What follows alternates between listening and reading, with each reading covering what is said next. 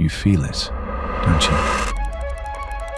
The distance between us growing. Something's off. You tired? Let's talk about color grading. In this video, I'm going to be talking to you a little bit about my color grading process on the Beyond the Silhouette spec ad that I made. If you guys want to watch the full video, I'll make sure to leave a link down below, or maybe you'll kind of see it popping up on screen above. And so if you haven't watched it already, be sure to watch that before you watch this, just to kind of get a general sense of how the video turned out. But if you did already, let's dive in. So allow me to preface, I am no colorist. I'm still making my way around Resolve and kind of learning all the different nuances and my sort of style and workflow that I just personally like to work in, because I do think that what makes Resolve great is that there is not one set sort of path to get to your end goal. There might be certain ways that might kind of garner preferred results, but if the image looks the way that you want it to look, then who's to say that that's wrong? And so with that being said, let's take a look at what I did. So if we take a look in Resolve, first thing first is we need to kind of touch on my settings within this project. So if we kind of hop over to our project settings and let's take a look at the color management, I always work in DaVinci Wide, YRGB. These are settings that you're more than likely generally always going to be hearing whenever you're watching a bunch of different tutorials. So I just highly recommend. I'm not going to bore you with all the science behind it. If you guys want more information on that, I highly recommend just kind of searching around and finding it. But those are my settings for my color management. I always kind of make sure that I have those dialed in. From there, I will of course make all of my edits within the timeline. If you guys want to watch how I edited this video, I'll leave another link for that as well down below, or I'll have it kind of pop up on screen. But all of my edits will essentially be done by this point, and I will then hop over to the color tab and get to color grading. So let's find a clip here. We're going to start with this first clip, and we're going to kind of shut everything off. All right, so we're going to kind of deactivate everything. So this was shot on a Blackmagic Pocket 6K with a probe lens. I wanted to get this really kind of abstract, interesting shot here where you kind of have someone opening up their eye, right? Kind of the realization of, you know, going beyond the silhouette, right? And so if we take this shot here, what is my process? Well, first things first is I always like to group all of my shots based on the camera. If I'm utilizing multiple cameras, a lot of times it's best to group them within Resolve so that if you implement a certain adjustments to certain clips, they will actually go across all of those clips, so you don't have to do them more than once. So the way you did that is if you go over to your clips, and let's just say I want to group these two shots together. If I right click it, go to add into a new group, click that. You can name it something, so I'm just going to name it Sony, right? Those two clips are now grouped. Once you do that, if you come up here where it says clip and you hit that button, it will then show you this new drop down that would not be available to you if it was not grouped. It would just say clip and timeline, but now you have pre-clip and you have group post-clip. And so in the group pre-clip, these are all the adjustments you want to make to the group itself before it reaches the clip level. The clip level is the individual clip itself level.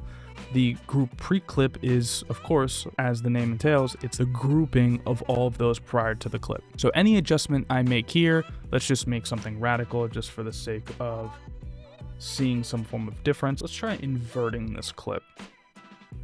So if I go over to my curve, let's just kind of do this the old-fashioned way. So obviously, clearly it's inverted. If I then go over to my next clip here, you'll notice that it's also inverted. And you can also kind of see it down here in the thumbnails as well. And so this is always kind of great to kind of help speed up your process a little bit within the grade. So let's take a look at this shot again. We need to change the color space of the shot. So initially this shot was again shot on the Blackmagic. So we introduced the color space transform. So we'll have the input color space be Blackmagic Design Wide Gamut Gen 4-5, the input gamma to Blackmagic Design Film Gen 5. Then for our output color space and our output gamma, I'll do DaVinci Wide Gamut and then DaVinci Intermediate. This is a very standard sort of practice in that regard.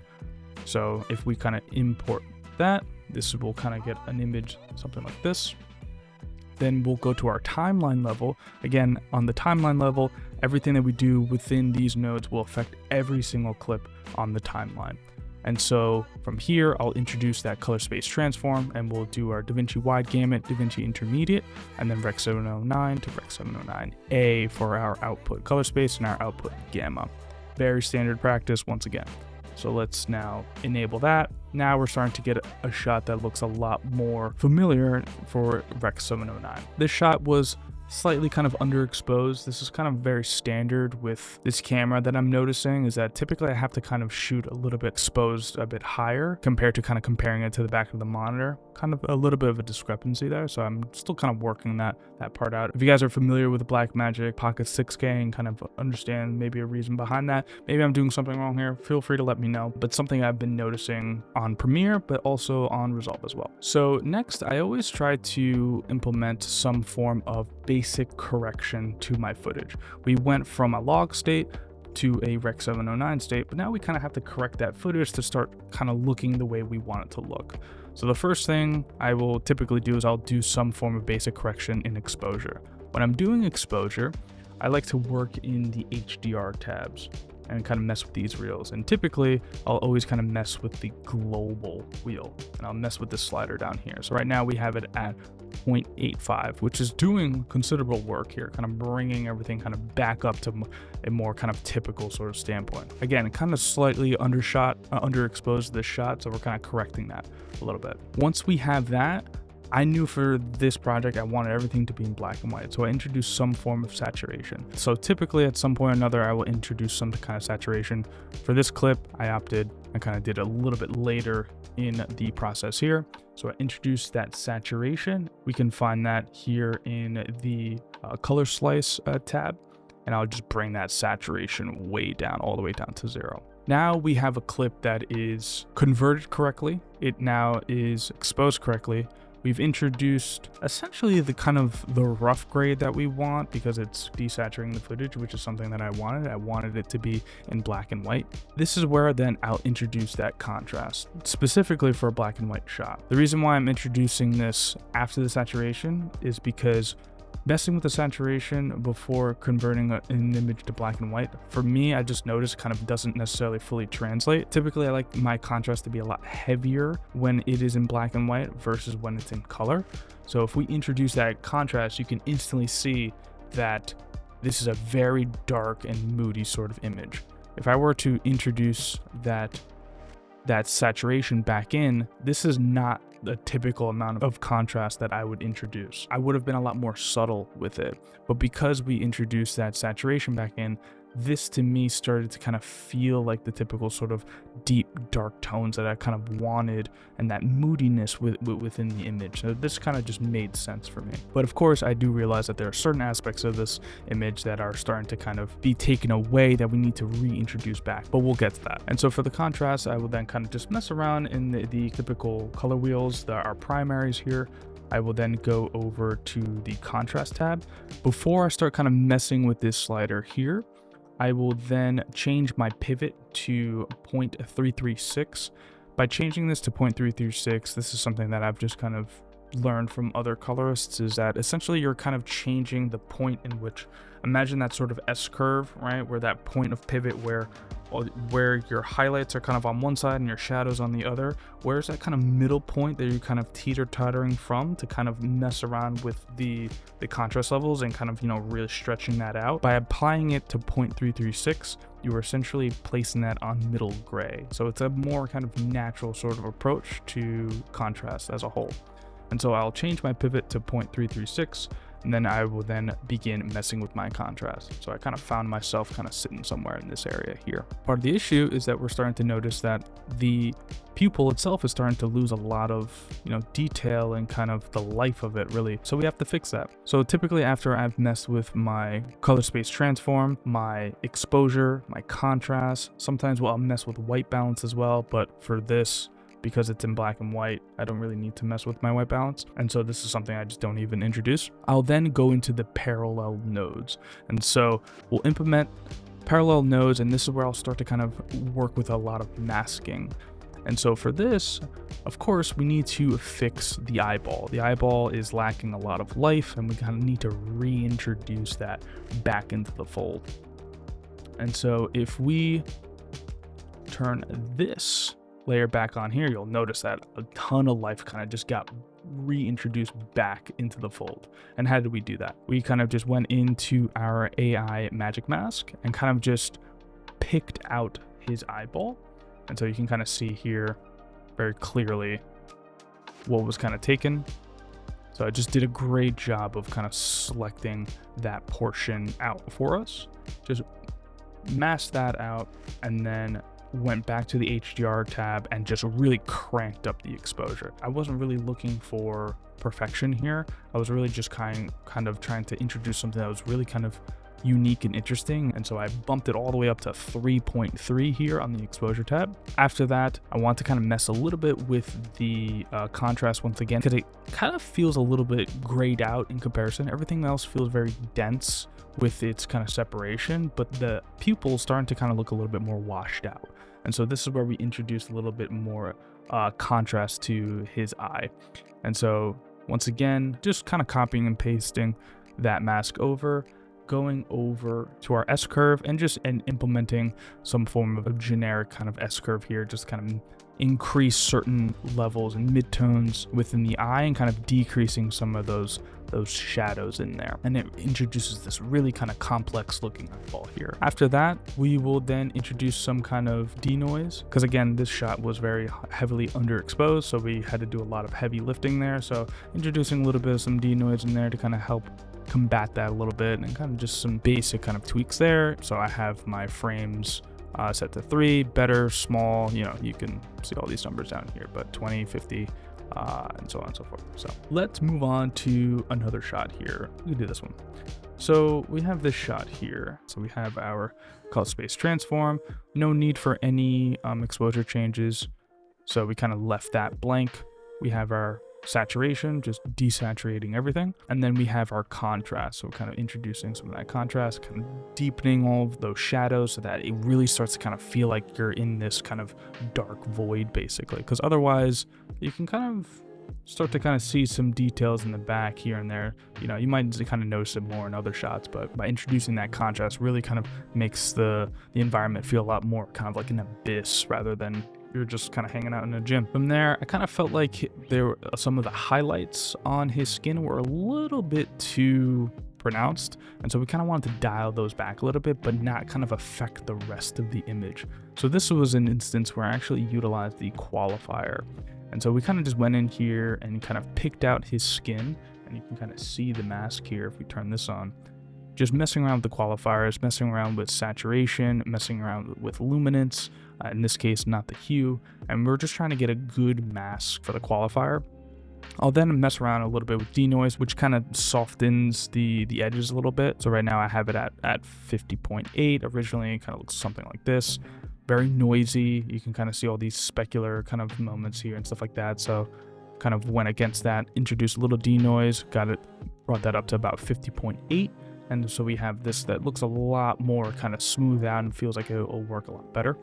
And so if we kind of turn this off now, and you kind of do it before and after, you can kind of see what that's doing there. And so in order to bring down his skin tone and the luminance of it, we went over to the color slice tool, went over to the skin section, and kind of just brought down the luminance level, which is actually raising it up to 1.0. And we just brought that all the way up, and kind of can really see the big difference there. Now that we have it all in black and white, how can we still kind of introduce some form of stylistic approach to it? So the first node that I have is kind of my grade.